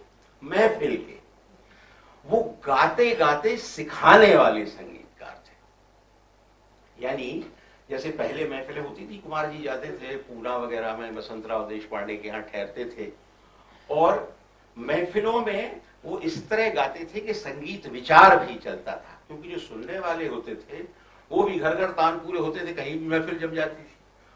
तो मुकुल का अनुभव है कि वो सिखाने वाले संगीतकार थे और गाते गाते वो अनायास के संगीतकार भी थे। ये अशोक जी का भी अनुभव है कि अनायास क्या प्रकट हो जाएगा, ये मुश्किल था। और वो स्लेट को रोज सवेरे, जैसे एक ऋतु जब जाती है और दूसरी आती है, अपना कुछ अलग पाठ लिखती है, ऐसे अपने शिष्यों के लिए वो दूसरे दिन स्लेट को पहुंच देते थे, जैसे कोई नई भूगोल और नए ऋतुकाल में कुछ कर रहे हो। यहां एक बात और कहूंगा कि उनके शिष्यों का ये अनुभव है कि वो खिलौने नहीं दिखाते थे जिनसे वो खेले हैं, वो अपना सिर्फ खेल दिखाते थे। ये उनके शिष्यों का अनुभव है कि जिन अब उनके बहुत सारे खिलौने थे, उनके बड़े बड़े उस्ताद उनके खिलौने थे, तो वो सिर्फ खेल दिखाते थे और इस खेल में श्रोताओं को भी सयाना बनाते थे। यानी वैसे संगीतकार थे कि गाते नहीं थे, श्रोता भी उससे सयाने होते थे। दूसरा, जो उस समय के कुछ जो बड़े आलोचक रहे, जो आखिरी अध्याय में आप पढ़ेंगे, अशोक दामोदर रानडे और चेतन करनानी वगैरह, तो अब जैसे मधुप जी यहाँ बैठे हैं, मधुप जी ने मुझसे बड़ी दिलचस्प बात कही कि वे केवल शिक्षित करने वाले संगीतकार नहीं थे, वे संस्कारित करने वाले संगीतकार थे। शिक्षा संगीत की बहुत हो जाती है, बहुत स्कूल खुले हैं, लेकिन संगीत के संस्कार का अभाव बना रहता है। मुकुल भी ये महसूस करता है कि संस्कार की अतृप्त इच्छा संगीतकार को जीवन भर बनी रहनी चाहिए। इसलिए जरूरी है वो कि हर राग आवाहनीय है, उसका आवाहन करना पड़ता है किसी विशेष मुहूर्त में, ऋतु में, और उसका आवाहन की योग्यता तभी है जब आप प्रतिपल संस्कारित होते रहें। सिर्फ शिक्षित होने से, हम देख ही रहे हैं शिक्षित होने से क्या हो रहा है, संस्कारित तो कुछ है नहीं। दूसरा, कुमार जी की ये बेचैनी थी कि राग कैसे व्याकरण से उठ के कला में प्रवेश करे। यानी व्याकरण तो बहुत लोग गाते हैं, मैं ही कुछ सीख लूंगा तो हो सकता अभी कच्ची पक्की सहेली थोड़ी सुना दूं आपको, क्योंकि मैं नहीं सुनाऊंगा। ये व्याकरण से कला में कैसे प्रवेश होता है, संगीत का राग का वो कला कैसे बनता है, ये उनकी एक। और मधु जी ने तो एक बहुत अच्छी बात कही कि वो बिल्डिंग मटेरियल देते थे हमको, खूब दिया उनने। इंटीरियर हमें करना पड़ा, सब इंटीरियर करने का जुम्मा कुमार जी ने अपने शिष्यों का कभी नहीं लिया, बस सिर्फ बिल्डिंग मटेरियल दिया। और बिल्डिंग मटेरियल इतना होने के बावजूद भी वो अपना घर बड़ी मुश्किल से बना पाए। घराना तो खैर उनका बना ही नहीं, सिर्फ इसलिए नहीं बना कि वो संगीत के इंटीरियर में ही इतने गहरे चले गए थे, अलहद में कुछ रमजाने की दूरियां पार कर रहे थे कि उनको भौतिक मटेरियल से अपना घर और घराना बनाने की मेरे ख्याल से कोई खास। दूसरा ये कि एक दो बातें और कहता हूं, वाग्गेयकार की जो स्थिति है कुमार जी की, मैं कुछ पढ़ रहा था क्योंकि अशोक जी ने जब ये काम सौंपा तो आप आश्चर्य करेंगे, मुझे संगीत शास्त्र का भी अध्ययन करना पड़ा दिन रात, कुछ उस्तादों से पूछना पड़ा, उसकी व्याख्याएं पढ़नी पड़ी, ये समझने के लिए कि कुमार जी किस तरह से व्याकुल रहे होंगे। तो मैं इस जगह पहुंचा कि जो संगीत रत्नाकर वगैरह हैं वो वाग्गेयकार के बारे में इसको परिभाषित करते हैं। और वाग्गेयकार का लक्षण ये कहा जाता है कि जो नई स्वर ताल योजना बनाए, जो संगीतकार नई पद रचना रचे और उसकी उक्ति झूठी ना हो, वह अनुच्छिष्ट उक्ति बनाए और उसमें प्रतिभा का उन्मेष दिखता पड़े, जैसे कोई नई होंद हो जो उसके संगीत साधन में बार बार प्रकट होती रहती हो, ऐसा व्यक्ति वाग्गेयकार होने के योग्य है। दूसरा, उनके गौड़ मल्हार दर्शन की कथा बड़ी विवादास्पद रही है कि एक ही राग में कई बंदिशें उन्होंने गा दी, जो कि आमतौर पर कुछ प्रश्न उस समय उठाए गए थे, एक ही राग में गाई जाती हैं। तो मुझे प्रेमलता शर्मा की याद आई, वो भी अशोक जी की कृपा से। अशोक जी संगीत पर व्याख्यान करवाते थे भोपाल में, राग और रस पर बोलने आए ठाकुर जयदेव सिंह, संगीत कैसे सुने कैसे समझे इस पर बोलने आई 5 दिन तक प्रेमलता शर्मा और भास्कर चंद्रावरकर और कारंत जी। नाट्य, इतना संगीत कैसे होता है, नाटक में कैसे होता है, संगीत में संगीत कैसे होता है, कविता में संगीत कैसे होता है, संगीत कहाँ कहाँ होता है, ये भारत भवन में हम लोगों का बहुत संस्कार हुआ। तो प्रेमलता शर्मा की मुझे याद आई कि उन्होंने एक व्याख्यान में कहा था कि संगीत में बंदिश उलटने की पद्धति है, जिसका मतलब था कि पूरी बंदिश नए नोटेशन में गाई जा सकती है, राग नहीं बदलेगा मगर उसके सांचे भी नहीं बदलेंगे, एक ही राग में कई बंदिशें गाई जा सकती है।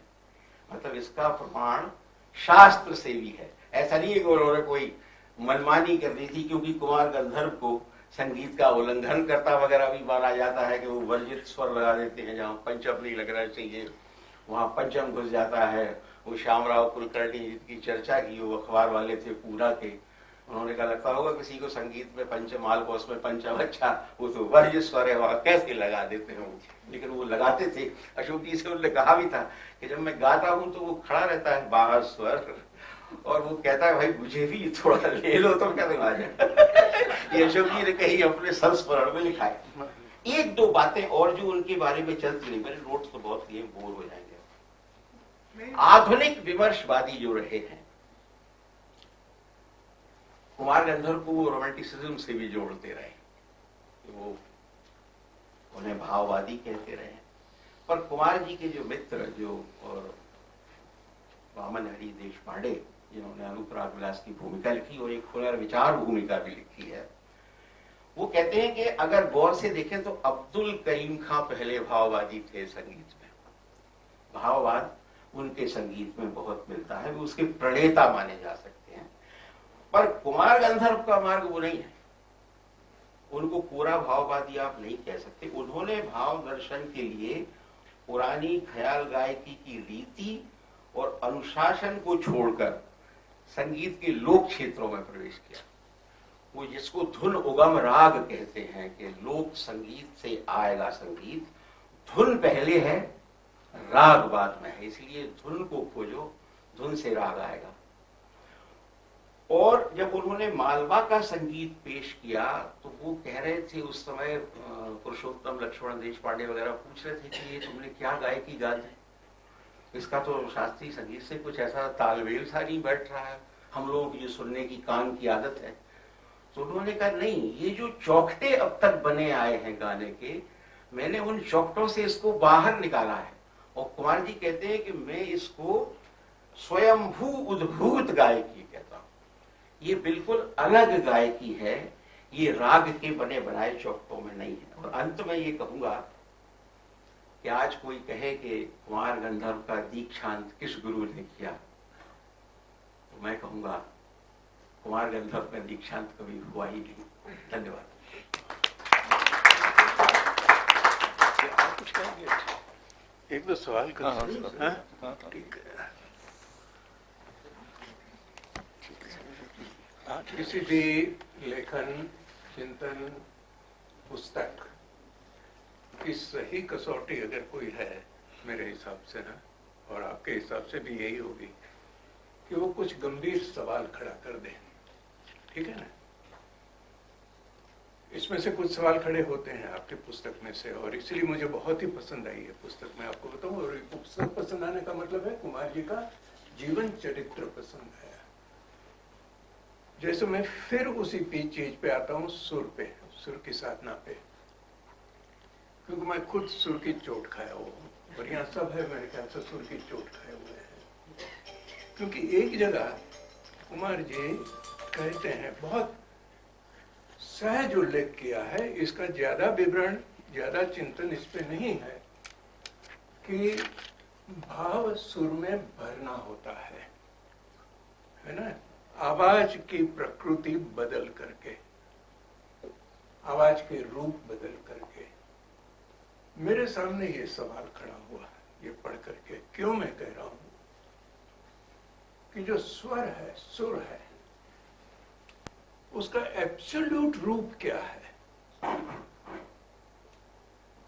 उसका कोई एब्सोल्यूट रूप है क्या? उसमें मैं अपना खुद का एक अनुभव आमिर खान साहब के साथ का यहाँ कहना चाहूंगा, क्योंकि ये शायद मेरे सिवा किसी कोई अनुभव उन्होंने नहीं दिया। उनसे मैंने बैठा मैं उनके साथ रहता था वहां पेडर रोड पे, बहुत अर्ली 70s की बात है। तो मैंने पूछा, खान साहब आपके सुर में ये है क्या चीज कि जैसे सुर आप भरते हैं तो लगता है कि पूरा माहौल बदल गया, उठा लेते हैं कहीं ऊपर। तो उनका, बेटा तुम्हें एक बात बताता हूं, सुर की साधना क्या होता है। कहा कि मैंने ये सुना था कि तानसेन जब गाते थे तो उनके कंधे सुर पुराते थे, तानपुरा बजाते थे। कहा कि मेरी समझ में ये कभी नहीं आया कि कंधे कैसे सुर दे सकते हैं, तुम उनकी साधना कैसे थी, फिर वो उन्होंने बताया।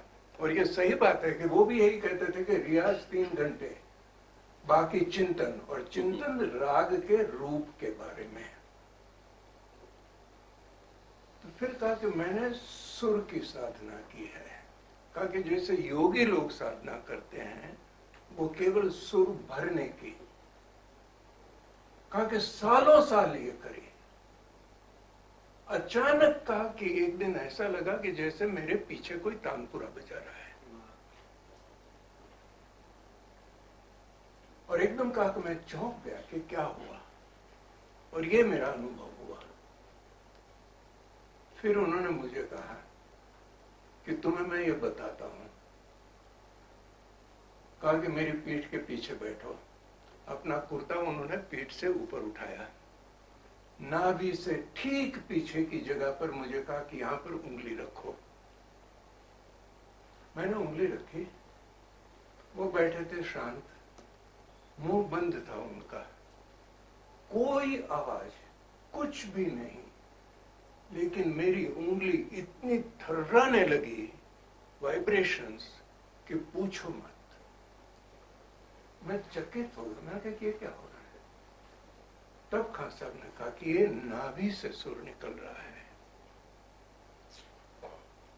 मुझे लगा, मेरा मानना यह है, ये स्वर का एब्सोल्यूट रूप वो है जहां सुर के साथ उसके कॉर्ड बजते हैं। जैसे सितार के तार मिलाते हैं, एकदम खरज का तार मिलाएंगे तो गांधार और पंचम बजेगा, है ना, हर एक सुर के कॉर्ड बजे। वो बात आपने भी पुस्तक में कॉर्ड की कही है। ये सुर का एब्सोल्यूट रूप हुआ। साधना सुर की है, इसके एब्सोल्यूट तक पहुंचने की है। अब जो इसमें से सवाल खड़ा होता है वो ये है कि ये सुर और राग का रूप, जिसमें आप एक सुर से दूसरे स्वर तक जाते हो, उसका अनुसंधान करते हो, ये अनुसंधान आंतरिक रूप से सुर के एब्सोल्यूट रूप का होना है या उसमें से आपको कुछ बाहर से भी डालना है? मेरा मानना यह है कि इसमें बाहर से कुछ भी नहीं डालना होता है। दो सुर का आप अनुसंधान कैसे करते हो, उससे सारे भाव पैदा होते हैं। वो भाव है, वो राग देता है, उसके सुरों की रचना, उसके सुरों पे आप कैसे पहुंचते हो। मैं यहाँ आमिर खान साहब का उदाहरण नहीं दूंगा, आप ये देख लीजिए, वादकों में भी। मुझे रविशंकर बिल्कुल यहाँ छूते नहीं, साहब कहता हूँ, कभी मेरे मन में नहीं छुए। निखिल बनर्जी सुर लगाएंगे, अब देखिए कि अलग तरीका है। विलायत खान साहब का अलग तरीका है, रविशंकर जी का भी अलग तरीका है। जब जवान थे तो आप उनका हेम बिहाग और जिला काफी सुन लीजिए तो लगता था कि हाँ, लेकिन इसके बाद मैं खोज रहा हूँ कोई ऐसा कि जो मुझे दिल को छू जाए। मुझे आज तक दूसरा ने मैं बहुत सुना है मैंने, हाँ, लेकिन मैं आलोचना नहीं कर रहा हूँ क्योंकि वो भी सुर के साधक थे। तो एक तो सवाल ये है कि इसलिए आवाज नहीं बदलनी है। वो ओमकारनाथ ठाकुर जी वगैरह, जो काकू वगैरह वगैरह जो इसमें संगीत में आता है, वो मेरी समझ में नहीं आया। मैं शास्त्र में पढ़ा भी नहीं हूँ। शास्त्र की जरूरत संगीत में कितनी होती है उसको कोई कहने की जरूरत नहीं है। और शास्त्र में ये दूसरा पक्ष में यहाँ आ रहा हूँ। महाराष्ट्र में ये काम बहुत हुआ है क्योंकि महाराष्ट्र वो विद्वत्ता की जगह है ना। जितने उल्लेख है कुमार गांधर्व जी के साथ के संपर्क के, वो सारे मेरे ख्याल से 90% महाराष्ट्रियों के हैं, है ना। केवल मराठी मराठी मराठी मराठी मराठी ही संपर्क सारे हैं। और उनमें भी देश पांडे 5 है आपकी किताब में। अब देश के पांडे हैं तो देश पांडे, फूल देश पांडे, वामन हरि देश पांडे, आत्माराम देश पांडे, और 5वें कौन है? पुरुषोत्तम लक्ष्मण देश पांडे। तो ये मुझे लगता है कि क्योंकि कुमार जी उस वातावरण में से और देवधर जी के शिष्य होने के नाते उस सांस्कृतिक जगत में से वो पैदा हुए, है ना। उनके ऊपर उनका असर बहुत ज्यादा है इस चीज का कि शास्त्र को भी देखना है। एक संगीतकार संगीतकार ही के रूप में कलाकार होता है, एक कलाकार संगीतकार भी होता है। कुमार साहब ये दोनों चीज हैं। इसी वजह से उनमें वो सारी चीजें हैं जो कला की चीजें हैं, कला का व्यापक क्षेत्र है, वो बंदिश भी ऐसे बना लेते हैं। कोई सोया हुआ है, कैसे कोई कूली को देखते हैं या किसी मजदूर को देखते हैं और बंदिश बन जाती, कभी भी है ना। राग बना लेते हैं।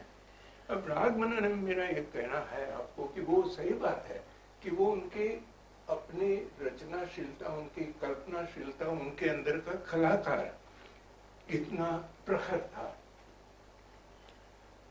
लेकिन राग हिंदुस्तानी संगीत की परंपरा बने क्या, है ना, ये सवाल रहता है। गांधी मल्हार मैंने सुना, क्योंकि मुझे पीयूष दिया जी ने कहा कि आपने जो लिखा है लेख वो तो बहुत अच्छा है, लेकिन आप गांधी मल्हार पे भी कुछ लिखिए।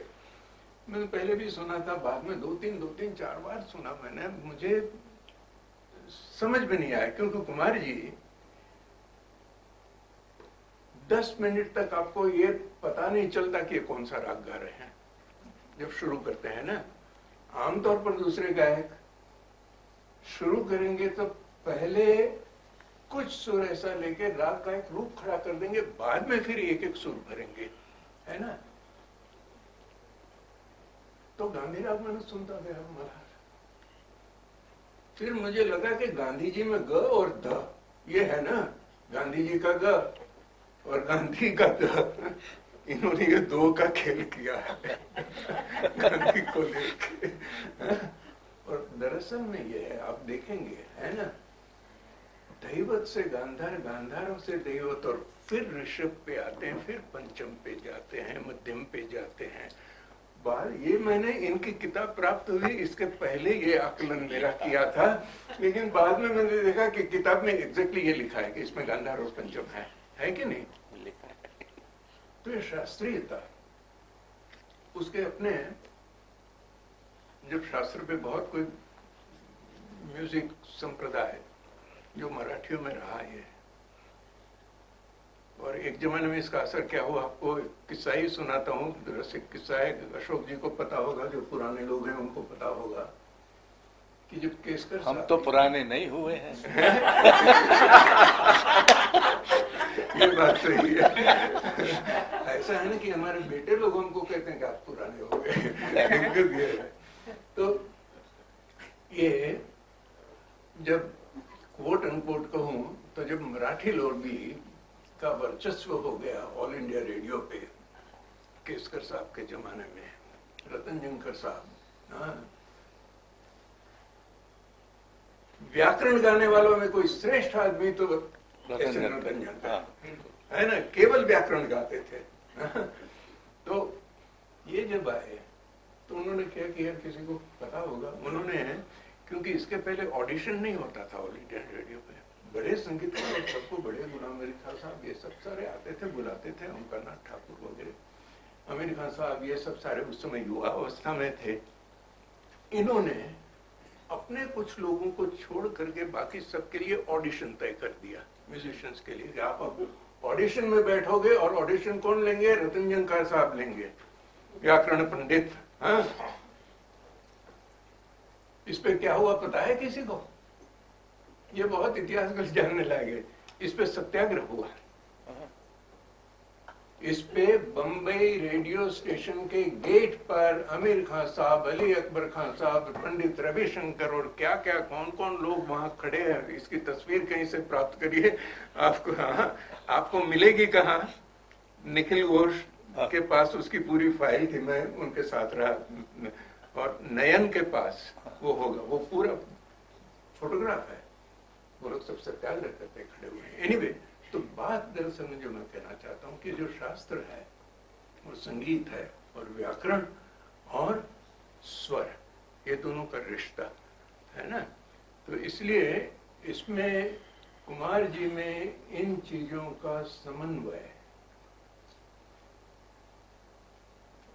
इसमें केंद्र में क्या था, शास्त्र था या सुर था, है ना।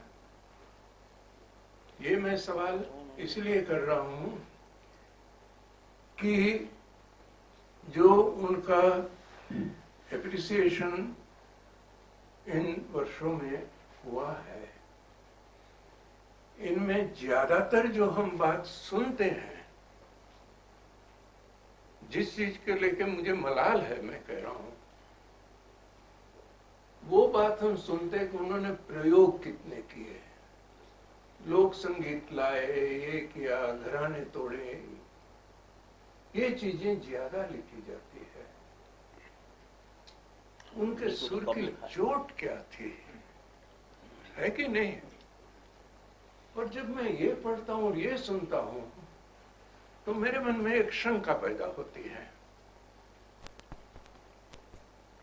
कि ये जो लोकवाद है, ये कहीं ये सेक्युलर लोकवाद की तो घुसपैठ नहीं हो गई है कुमार जी के जीवन चरित्र को देखने में? समझ रहे हैं कहने का मतलब? हालांकि वो नहीं है, लेकिन जिस प्रकार से कुमार जी का एप्रिसिएशन विशेष करके कबीर को लेके, निर्गुण को लेकर के लेफ्ट के लोगों में हुआ है, लेफ्ट के लोगों को कुमार गंधर्व एक संगीत सुनने के लिए एक अच्छा साधन मिले कि वो हमारी आइडियोलॉजी के हिसाब से कुछ, हाँ, तो इसलिए मुझे शंका होती है। ये निर्मूल शंका भी हो सकती है, लेकिन बिल्कुल निर्मूल भी, क्योंकि ये व्याख्याएं होती रहती है बाद में, है ना? तो इसलिए मैं कह रहा हूं कि आपकी पुस्तक में आपने इसको बहुत अच्छी तरह से, क्योंकि आप में वो है नहीं, है ना, आप में वो सेकुलर लोकवाद नहीं है। हाँ? कौन सा वाला है वाला? नहीं ये कौन सा वाला? ये भगवत गीता के लोक संग्रह वाला लोक है, तो है। तो मुझे एक तो ये लगा, ये पूरी जीवनी पढ़ते हुए दो तीन कुछ सवाल इस प्रकार से मेरे हुए। लय के बारे में जैसे उन्होंने कहा है, बहुत सुंदर बात कही है कि लय कोई ठेका नहीं है। ये 12 मात्राएं, 6 मात्राएं, 18 मात्राएं, ये मात्राएं नहीं कि मात्राएं की गिनती करना है और उसके हिसाब से आपको, हाँ, फिर संग पे आ जाना है। हर सुर की, हर ताल की चाल है ना? और अगर जब संगीतज्ञ गाता है अपनी बंदिश एक ताल में, एक ताल के रूप में नहीं कह रहा हूं, किसी एक भी ताल में जब गाता है तो वो उस राग को एक चाल भी देता है, एक रूप भी देता है, उसको एक चाल भी देता है। झूमरा की बात उन्होंने कही।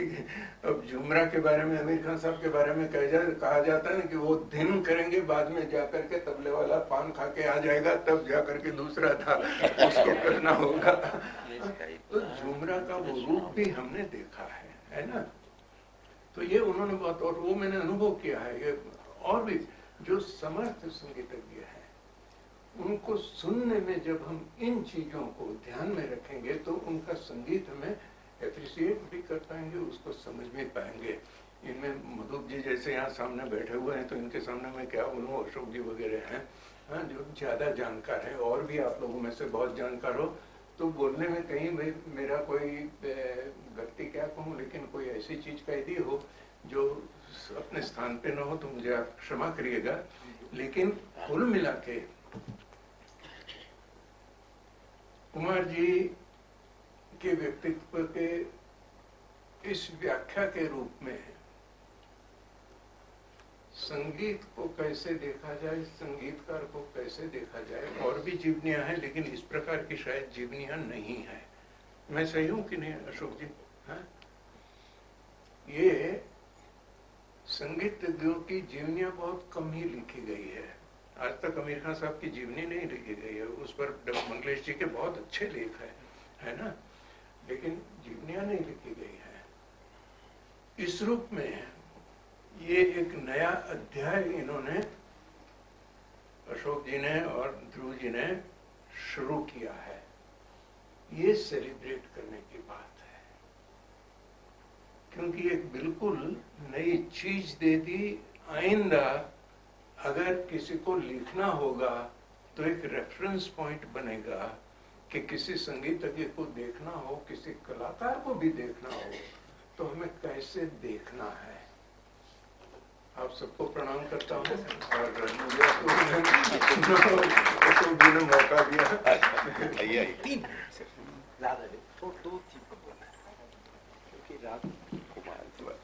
वैसे मैं ये बता दूं कि उस्ताद अब्दुल करीम खान, शंभू महाराज, संयुक्ता पाणिग्रही की जीवनियां भी लिखी जा रही। अच्छा अच्छा, क्या बात है, बहुत अच्छा। राजीव जी ने वैसे शास्त्र की जरूरत को इतना ऐसी जगह खड़ा कर दिया है, लेकिन फिर भी हमारी दृष्टि में अगर नाट्य शास्त्र न होता और आहार की चर्चा उसमें न हुई होती तो शाकुंतल में अंगूठी नहीं होती। ये जो कोट ध्रुव ने किया था वो अंजनी बाई मालपेकर का उदाहरण है कि राग का मतलब सिर्फ सरगम की जोड़ बाकी नहीं हुआ करती, राग के लिए हर स्वर अपना खुद का रंग लेकर खड़ा होता है। एक ग्रंथ है 18वीं शताब्दी का और उसका नाम है संगीत पारिजात और पंडित अहोबल ने लिखा है उसको। पंडित अहोबल ने एक अद्भुत बात उसमें लिखी है। उन्होंने कहा कि राग स्वरों से नहीं बनती, स्वर राग में उत्पन्न होते। इसका आशय क्या है? आशय ये है कि हर स्वर में पोटेंशियली इनफाइनाइट डायमेंशंस है। हर राग में वो एक नया डायमेंशन खुलता है उसका। उदाहरण के लिए अगर आप यमन का षड्ज लें और जो आप पलटे जिस तरह से करते हैं, मूर्छना करते हैं, अगर आप वो षड्ज देखें तो काफी अलग है। बल्कि आप एक काम करिए कि वीणा पे आप जो एक पलटे वाले जो मूर्छना वाले स्वर हैं, षड्ज हैं, स रे गा मा बजाइए और फिर आप उन स्वरों को आप यमन में देखिए तो वो अलग है। मतलब ये है कि हर राग में हर स्वर एक नया जन्म पाता है। दूसरी बात, राग के लिए पंडित अहोबल ने कहा, जो मुझे लगता है भी, आप कभी भी यमन सुनेंगे तो एक किस्म की का भाव उसमें होता है। पंडित अहोबल उसको महाभाव कहते हैं। राग का अपना एक भाव, उस भाव में संगीतकार, गायक या वादक अपने भाव को मिलाता है। आप ये कह लीजिए कि कॉस्मिक में वो इंडिविजुअल को शामिल करता है। तो राग का जो श्रेष्ठ बजाने वाले हैं, मेरा एक अनुभव उनका है, जिया मोहद्दीन डागर, उनको अगर आप राग यमन सुनेंगे तो आपको ये महसूस नहीं होगा उस वक्त कि उनका उस वक्त क्या मूड भाव था उनके अंदर, लेकिन ये जरूर महसूस हो जाएगा कि एक बहुत ही विराट भाव के सामने आप हैं और ये विराट एक तरह से विराट बना है, जिसका अर्थ है वो इंडिविजुएटेड कॉस्मिक है, वो एक इंडिपेंडेंट कॉस्मिक नहीं है। और ये बात पंडित अहोबल ने अपनी इस किताब में बड़ी सुंदर ढंग से ये कही है। दूसरा, जिसकी बात राजीव जी कर रहे थे कि भाई राग का एक रूप शुरू में आप दिखा देते हैं, ध्रुपदियों में नहीं होता है, बल्कि हम बुरा मानते हैं इसको। ये पकड़ कही जाती है जो राग की। कम से कम मैं अगर कोई गायक को सुन रहा हूं और उसकी पकड़ फट से आ जाए तो आप मैं फिर नहीं सुनता। मतलब आपने अंत पहले से बता दिया। और तीसरी, एक तो ये ध्रुव ने बात कही जो कुमार जी के बारे में कि काल पर चिंतन उसमें नहीं हुआ है, ये बात पूरी तरह ठीक नहीं है। एक किताब ही है पार्श्वदेव की, संगीत समय सार, और काल का अर्थ संगीत में वो ड्यूरेशन होता है। इसको बर्गसॉन ड्यूरेशन कहते थे, इसको हम छंद भी कहते हैं। और अंतिम बात कि जो लोक संगीत कुमार जी ने गाया वो बहुत बड़ी बात है। क्यों? क्योंकि भारत पूरा अगर आप देखें तो आपस में लोक कलाओं और संगीत के सहारे ही जुड़ा हुआ है। जो भारत की एकता है वो राजनीतिक नहीं है, सैन्य नहीं है, वो सांस्कृतिक है, और उसमें लोक कलाओं की भूमिका बहुत बड़ी है। कुमार जी ने इसलिए, चूंकि सारे लोक गीत आपस में जुड़े हुए हैं, इसलिए हर लोकगीत में हर एक लोकगीत का स्पंदन है। कुमार जी ने मालवा लोकगीतों में वो जो यूनिवर्सल है उसके अंदर उसको खोजा है। जो कह रहे थे ध्रुव के उसमें षड्ज खोजते थे, अगर मैं ये कहूं कि कुमार जी मालवा की लोक धुनों में तमाम लोक धुनों का स्पंदन खोजते थे तो कह सकते। तो कुमार जी की मालवा की लोक धुनें सुनकर हम थोड़ी देर के लिए इस सभ्यता के नागरिक हो जाते। रामचंद्र गांधी ने एक बार जिक्र किया था कि भारत में लोग कभी अपने को सभ्यता के नागरिक की तरह अनुभव नहीं करते। कोई कहता है हम शैव हैं, कोई कुछ कहता है, कोई कुछ कहता है। लेकिन कुमार जी के, और ये हो सकता था केवल लोक संगीत या लोक कलाओं के जरिए, लोक कलाओं को देशी कलाएं कहते हैं बृहद देशी में, तो ये लोक कलाओं का जो अंतर संबंध है, जो उनका आपसी संबंध है, वो हर एक लोक कला में है जिसे कुमार जी ने खोज कर उस तत्व को हमारे लिए उपलब्ध किया। धन्यवाद। इसमें सिर्फ एक बात 2 मिनट में मैं कहना चाह रहा था जोड़ो अंत में, कि कुमार जी एक चिंता बार बार करते थे। असल में ये बात तो उनके बारे में बिल्कुल उड़ाई हुई है कि वो घरानों के कोई बड़े विरोधी, और ये सब कुछ हुआ नहीं है। इस किताब में भी ऐसा कहीं नहीं लिखा गया कि उन्होंने घरानों के खिलाफ कोई विद्रोह वगैरह किया। तो बार बार कहते थे कि कुछ रूढ़िग्रस्त हो गया है। हमारे यहाँ शास्त्र में भी विचार किया जाता है, साहित्य में एक अन्य छाया होती है। हमारे जितने कवियों की बड़ी बड़ी परंपरा है, आप तुलसीदास तक चले आइए, अज्ञे तक चले आइए, अशोक जी तक चले आइए, आपको हर साधक में अन्य छाया मिलेगी। जैसे कालिदास की छाया तुलसीदास में मिलेगी, भागवत की छाया जयदेव में मिलेगी, ऐसे तमाम पूरे ब्रह्म जिज्ञासा की छाया कबीर में मिलेगी। तो ये तमाम, और अशोक जी की कविता में देव मिलेंगे, कालिदास मिलेंगे, और रसखान का प्रेम काव्य भी मिलेगा, गोपिकाएं भी ढूंढने से मिल जाएंगी, सभी कुछ मिल जाएगा। कुमार जी कहते थे कि ये जो रूढ़िग्रस्तता आई है, इसमें कहीं रागत छाया खो गई है। यानी वो जो एहसास की बात जो मैं कर रहा हूं कि राग की एक छाया पड़ती है, और वो छाया बादल जैसी होती है, भोला मन जान नहीं पाता उसको, वो चली जाती है धीरे धीरे। तो ऐसा कोई अनुभव है संगीत का जो व्यवहार से, साधना से, शिक्षा से, संस्कार से आता होगा। दूसरा, अंत में कुमार जी ने जो कहा है, अभी झूमरा ताल की बात आप कर रहे थे, मैंने वो उनकी बात वही खत्म की है। एक छोटी सी बात वो कहते हैं कि वो मेरी एक आखिरी इच्छा में प्रकट करता हूं। उन्होंने इच्छा प्रकट ये की है कि तबला वगैरह कुछ ना हो, केवल 2 तानपुरे बज रहे हो, झूमरा ताल में बड़ा ख्याल चल रहा हो, फिर एक ताल की द्रुत चल रही हो, लेकिन ठेका नहीं बज रहा हो, और सुनते समय कोई कमी नहीं लग रही हो। यह मेरा आइडियल है। 2 तानपुरों के बीच बैठकर ताल बजना शुरू होने पर जो बात पूरी लगती हो, वही फीलिंग ताल के ना बजते हुए होनी चाहिए। तभी मैं कहूंगा कि मुझे ताल का रहस्य समझ में आया। बस बात खत्म।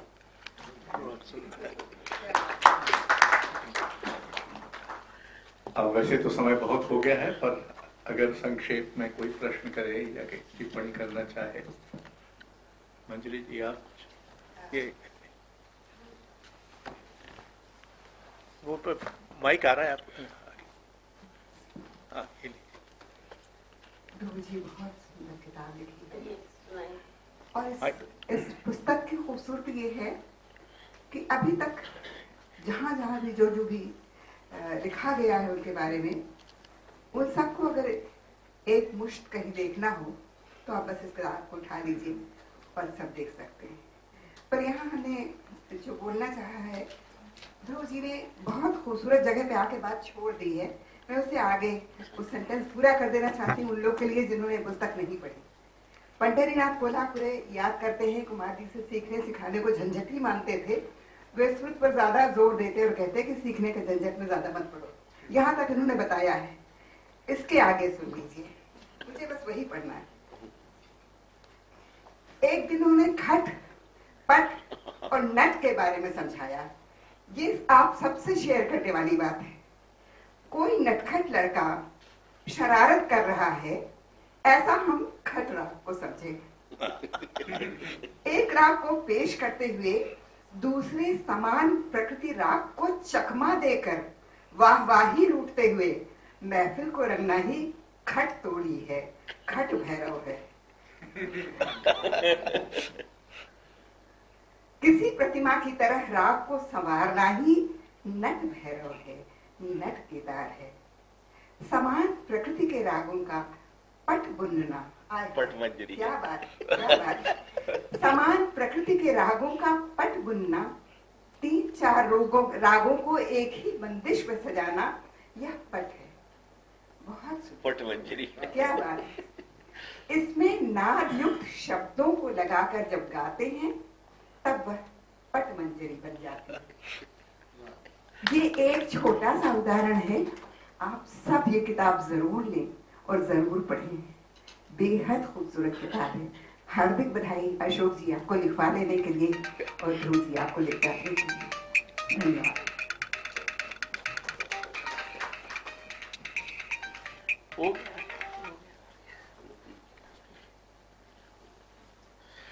मित्रों, और किसी को कुछ अगर कहना हो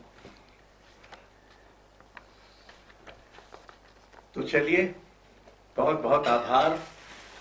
हमने एक बड़े कालजयी संगीतकार से के साथ कुछ वक्त गुजारा अपने मित्रों के माध्यम से। राजीव जी का, ध्रुव का और उद्यन का बहुत आभार, और आप सबका भी बहुत आभार कि आप धीरज से बैठे रहे। अगला आर्ट मैटर कब होगा, जरा गर्मियां निकल जाने दीजिए, कब होगा, लेकिन होगा। धन्यवाद।